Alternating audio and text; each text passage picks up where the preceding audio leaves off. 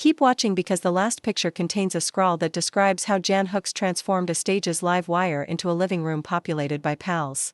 Rather than chasing myth, these uncommon images depict work, attention to detail, and an elegance that made difficult rooms seem effortless. Imagine a corridor outside a stage where sketches are done late at night. Cue cards are stacked like blocks of a city. Down the line, a red tally light shines. Jan and her buddy are standing there talking, wait, beat, now. When a prop fails during practice, a Polaroid captures their shared chuckle and somehow improves the comedy. A table of wigs and a wall of taped pictures of styles tried and maintained may be found in a little makeup area. Jan looks into a mirror, then lets her shoulders drop and her lips relax. The character appears abruptly when the face shifts by 1 inch. Years of work have gone into that inch. A frame of a writer's room depicts a circle of individuals reading. A sketch for the first time, pizza boxes, and cold coffee. As much as she talks, Jan listens. She doesn't steal when she speaks, she does it to make a point. Let the other person land is written on a sticky note on her page. She strikes a mark 3 steps from a rolling camera, crosses in a coat and heels, and yet manages to get the face that sells the beat without shouting in dress rehearsal photos.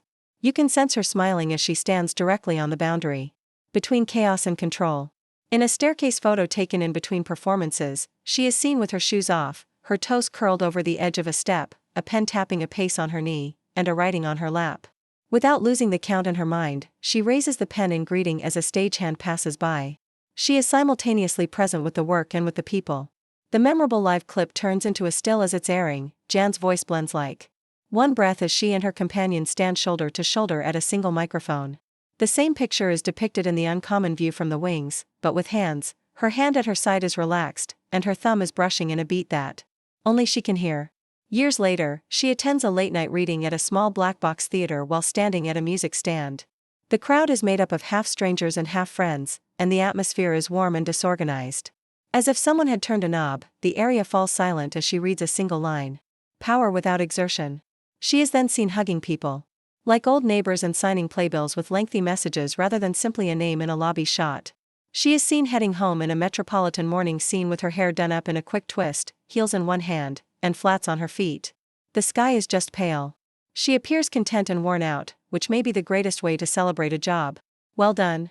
A table with a light, a plant near the window, a pile of records, and a notebook with a thin pen fastened to the top are all examples of serene home photos. She lists commonplace activities that fill a day on one page, such as calling mom, stretching, reading, writing, and laughing with someone. It resembles a roadmap for remaining human in overly bright environments.